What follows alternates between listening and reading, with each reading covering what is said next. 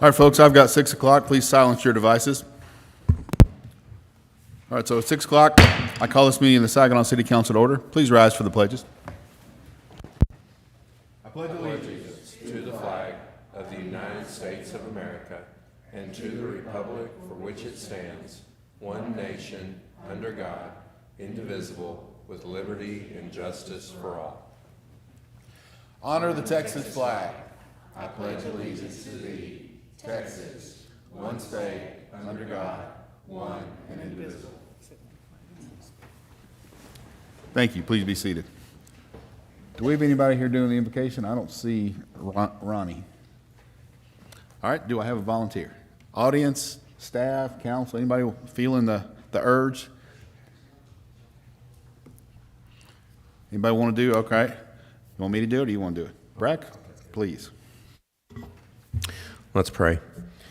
Dear Heavenly Father, we thank you so much for today and for the beautiful weather and for all the blessings that you've given us. Lord, I pray that you would guide us and watch over us, that we would make decisions that are good for the city of Saginaw, that we would keep you in mind as we're making those decisions. We ask all these things in Jesus' name. Amen. Thank you, sir. Hey, Brack. All right, item 4, item 1D is the audience participation. If there's an item on the agenda you wish to speak upon, please see the city secretary. You may speak on any item that is listed on the agenda. 2 is the consent agenda. 2A is action regarding minutes of October 1st. 2B is action regarding approval of Amendment 1 to the interlocal agreement with Tarrant County for Old Decatur Road North. 2C is action regarding dedication of utility easements by separate instrument to the Juan Armendez Survey Abstract. 2D, action regarding purchase of mower for Drainage Department. 2E is action regarding softball complex fence repairs. 2F, action regarding purchase of new gymnasium floor for rec center. 2G is action regarding purchase of storage building to provide equipment storage for rec center. Questions, comments on the consent agenda? If not, I'll entertain a motion. Mayor, I make a motion that we approve the consent agenda as presented. Thank you. I'll second. Valerie, second.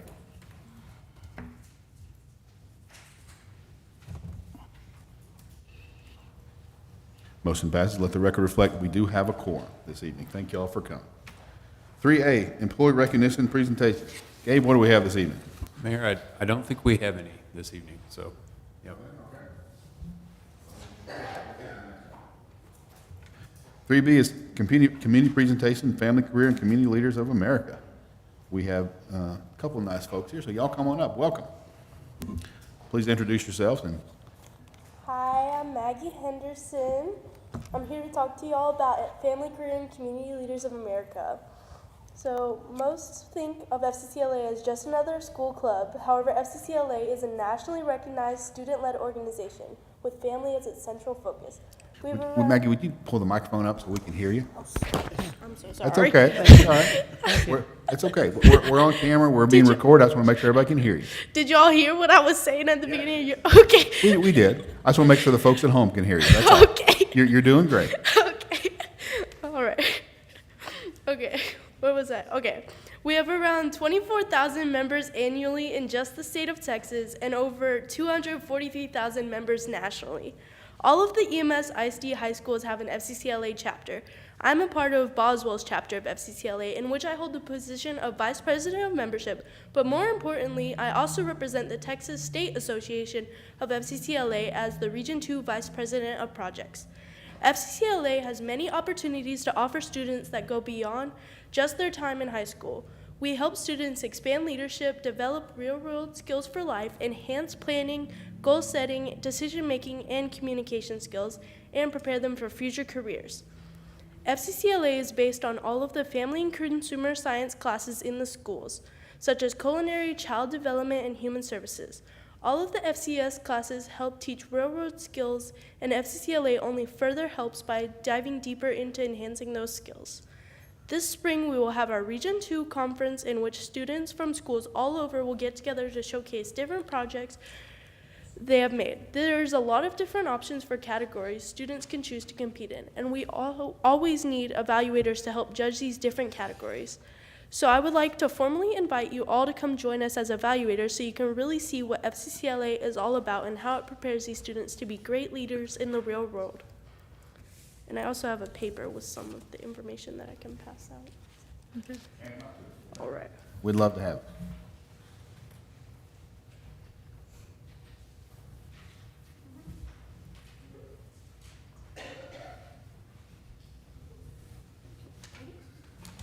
Thank you. Thank you.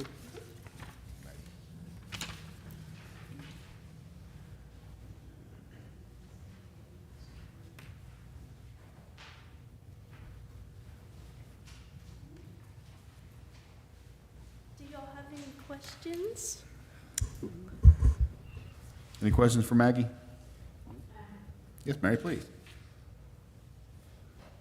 So do you pick a different project every year that you want to do? So, like, yes, essentially, yes. There's like a lot of different things you can choose from. You can do the same project every year, but you can just find a new way to present it. There's a lot of like creative freedom within Good. competing. That's great. Thank you. Any other questions? So you're also the Region 2 Vice President. Sounds very impressive, but what do you do in that role? What is Okay. your, So I'm the Region 2 Vice President of Projects. So I'm over all of the spotlight on projects. So it's like it's a certain section of competing. So there's like star events and then there's spotlight on projects. It's like a board that you go and set up and you just set it up and then judges evaluate it. And so I'm like, I create like the rubrics and like I'm the one that runs the sign-in and like help with the voting and everything like that. awesome, very impressive. Awesome. You're a very, very accomplished young lady, so Yes. congratulations, that is awesome. Oh, yeah. What'd you do this summer? Oh, yeah, so this summer, like all of the Texas state officers, we had like a leadership camp. And during that, we got together like with our committees, like for my committee, it's the projects committee. And so basically like we made all the decisions on like what we were going to do for our region conferences and state conferences. So it really is like student led. It like we were making all the decisions. That's awesome. You sound like a very accomplished leader. That's fantastic. Any other questions? Bracken, you got a question? What are the sevens? What? What are the sevens? Oh, the ones? Yes, they're ones. So they're power of one pins. So power of one is like another thing that you can do when competing. It's basically you just set a goal and you like prove that you achieved it, and then you can get recognition through like getting a pin like this. So there's 5 different units. Yep. Awesome. Very nice, okay. Nice. Any other questions? Well, thank you, Maggie. Very well Thank done. you. Thank you. I didn't mention, if y'all want to get a picture, if you want to get a picture while you're here? You can get, absolutely, let's do it, before you leave, let's get a picture with us. We'll stand up, she get in front of it, and y'all get a couple pictures. I was just videoing it, and I'll just take pictures from the video. Something like this, everybody sort of scoot in, maybe, Oh, you look so cute standing there by yourself. something like this. Yeah, actually, if you scoot in a little bit, we'll center underneath the Saginaw thing there, yeah. 1, 2, 3, got a couple. There we go. Thank you. Thank you, Maggie. Appreciate it. Thank you, sir.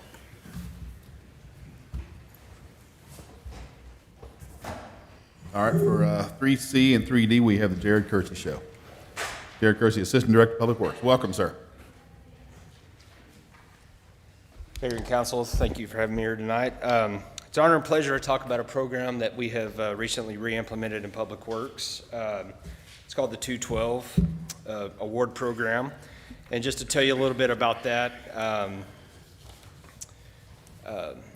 it's a book that we hand out to all our employees to have them read. It's a very easy read.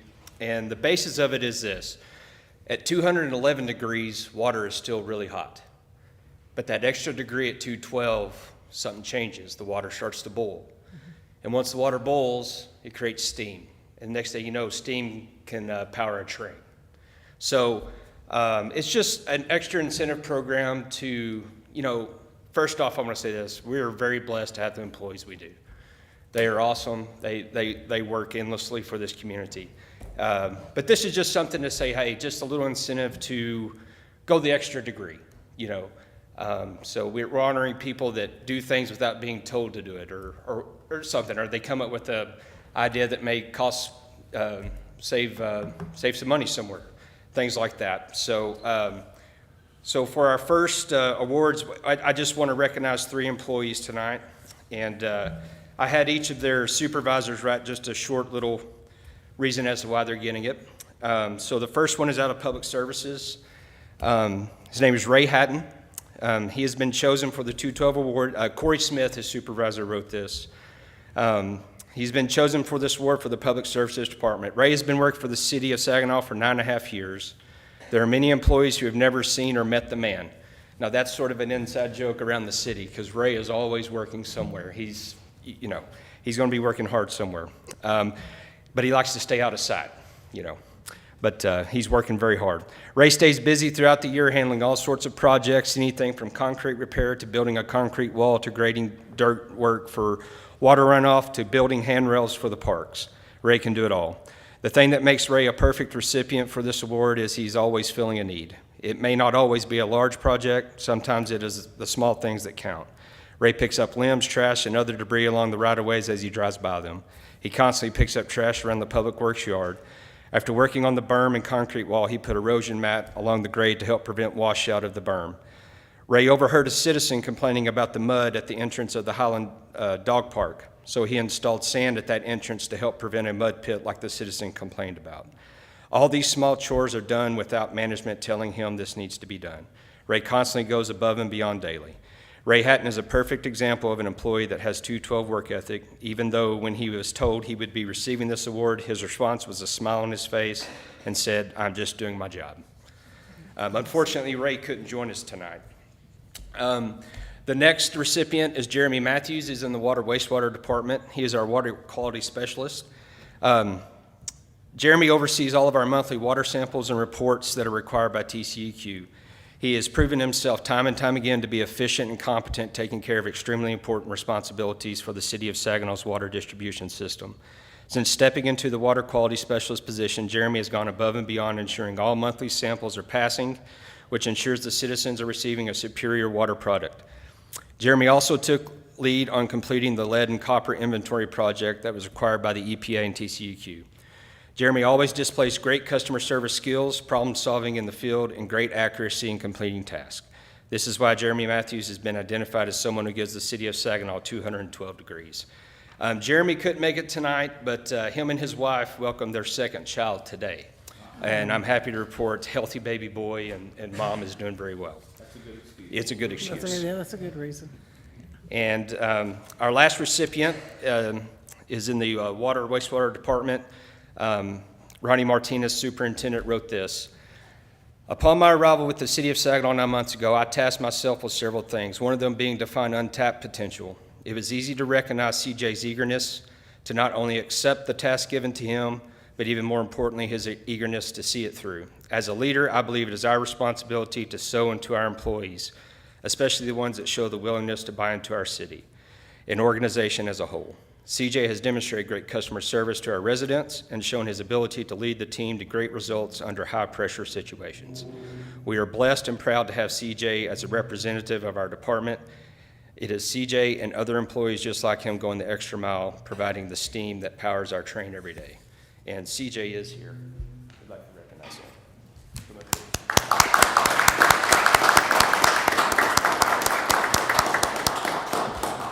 Photo op. Photo? Where's the photo op? Photo.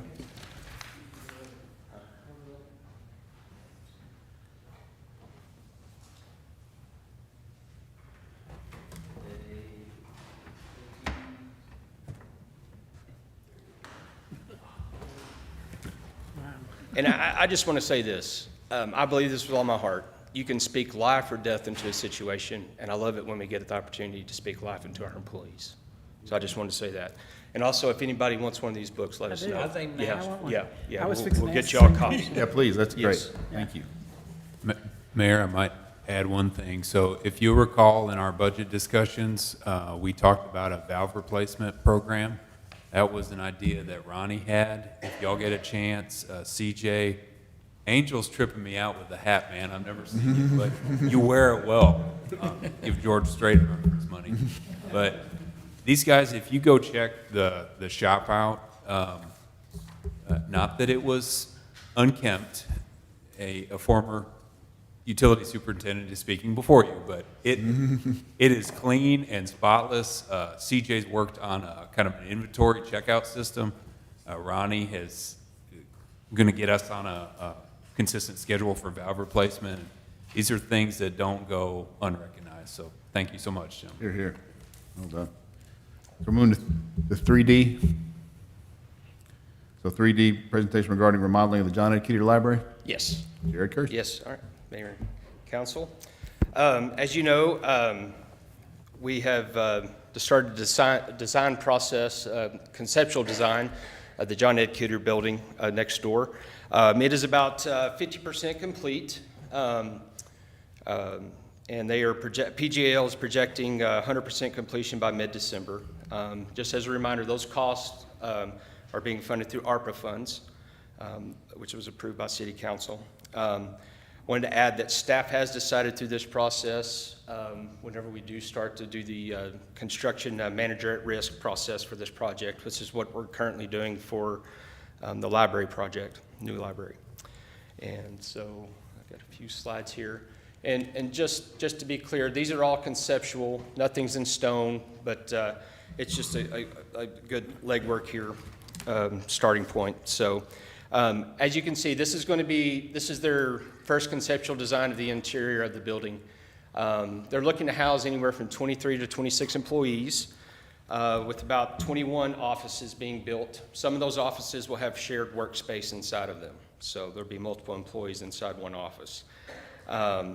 There is 9 storage rooms, a very nice conference room to hold various meetings, a very nice lobby for guests and vendors to come into, and a lot of real nice amenities. One of the biggest additions is in the dark blue, which would be the connecting hallway from City Hall to library.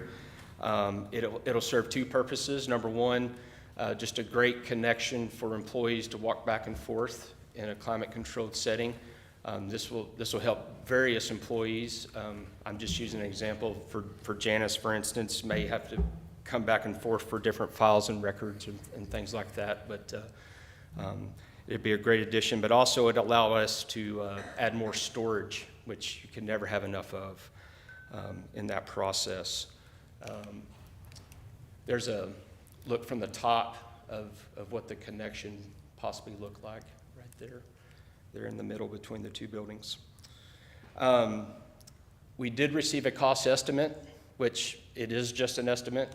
We're not under contract. Oh, let me jump to this real quick. Here's a few conceptual designs. This is the front lobby.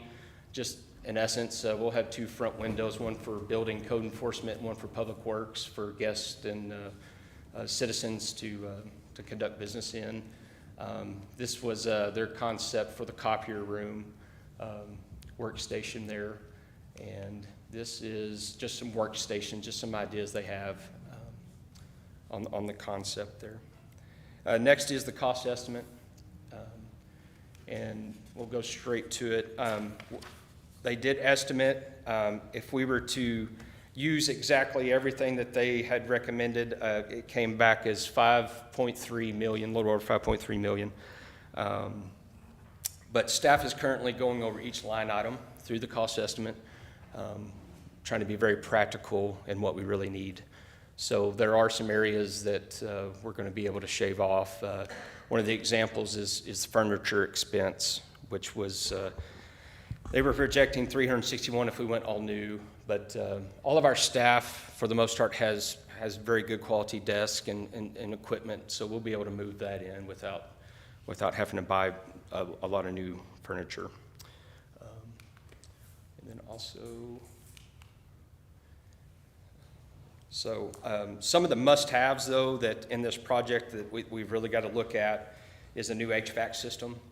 They priced us for 2 different options, one being ground units, and then the other option being rooftop units. There's pros and cons to each.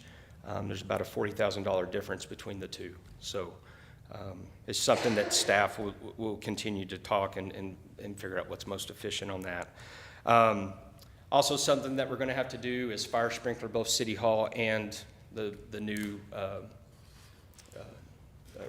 the remodel at the library.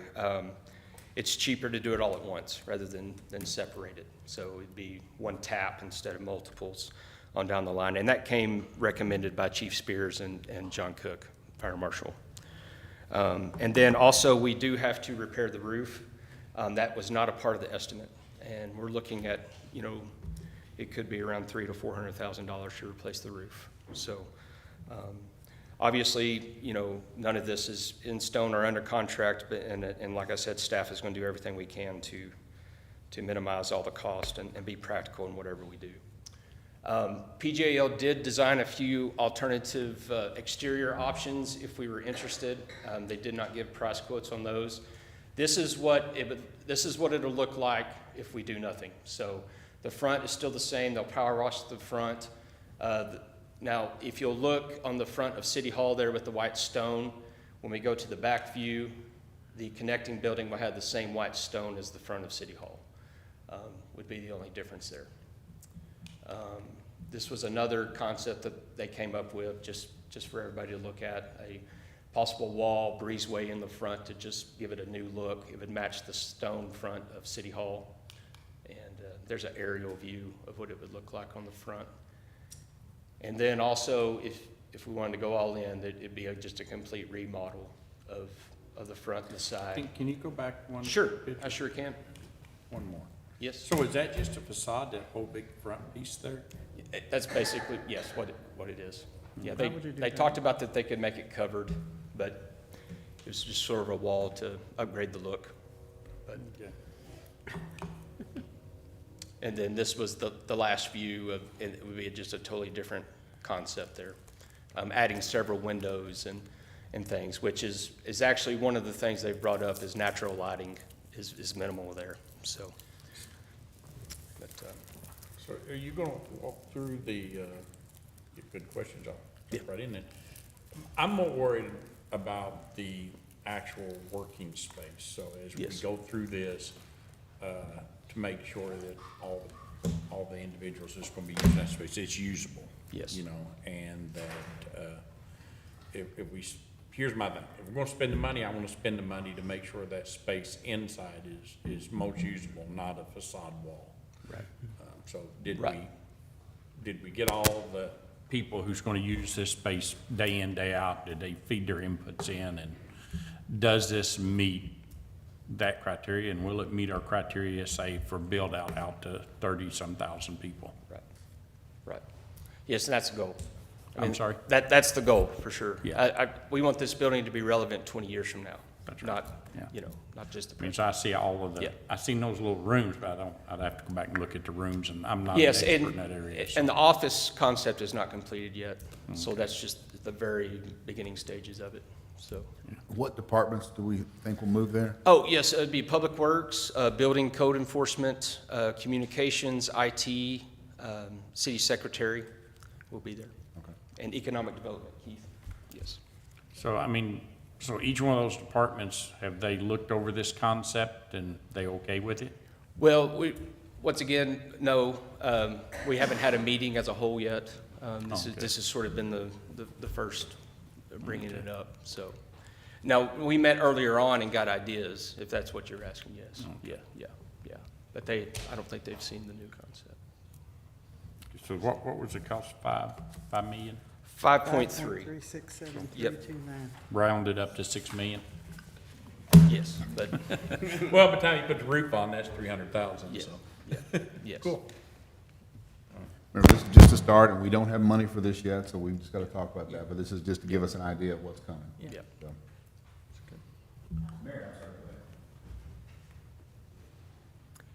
This is probably for Ellen. So our combination senior center library that's being built, once that's ready for you to move in, do you know how long it will take you to actually be completely moved in? Because I think they're going to be ready in June. That's the idea. That's what we think. I don't have like a timeline yet, but I'm thinking it'll take a month, 6 weeks, something like that, at least. Possibly longer, just depending on what has to happen and how that falls with the building being finished and all of that sort of thing. So then, would the expectation be for this to be able to start immediately once they vacate the premises? We gotta talk about I think that would be the first choice, yes. But we also have to wait and see till we get 100% completion on these plans before we move any forward with that, yes. Thank you, Mary. Other questions for Jared? That's real good information, Jared. I All right. appreciate it. Yes, thank you. This gives us something to chew on, but I'm sure there's more to come. Yes, there's more to come. We Thank you. appreciate the update. Yes. All right.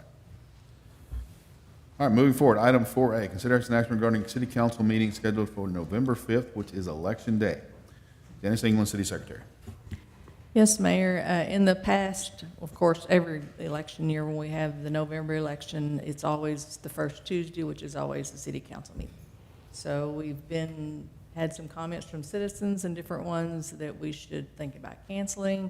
Of course, this is a presidential year, so you'll recall back in May when we had the primaries, there wasn't an empty spot in the parking lot, and we had people wrapped around the buildings to vote at the library, which the library for the November 5th election will be a voting place.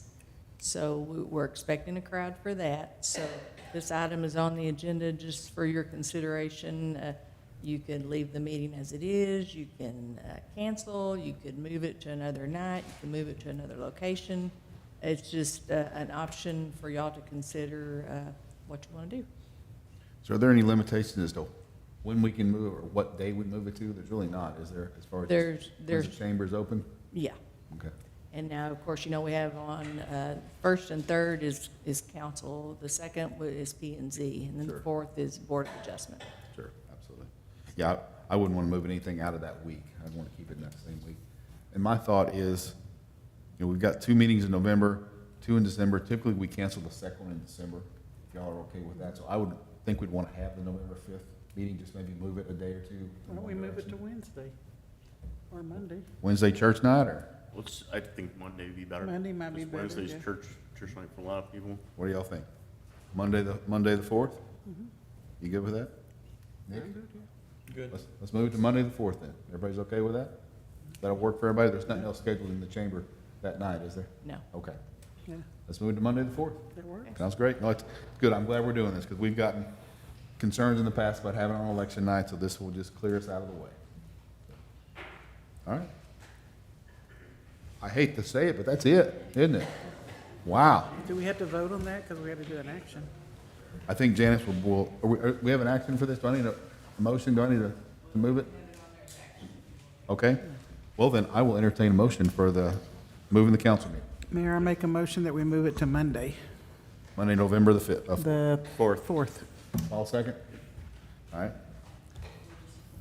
Okay. All in favor of moving it to Monday the 4th, raise your hand, right hand. All those opposed, motion passes. Awesome. November the 4th it is. All right. There is no executive session, thankfully, so at, what time we? I will entertain a motion to adjourn. Mayor, I make a motion, we adjourn. Brack, Paul, second. We need to cast our votes.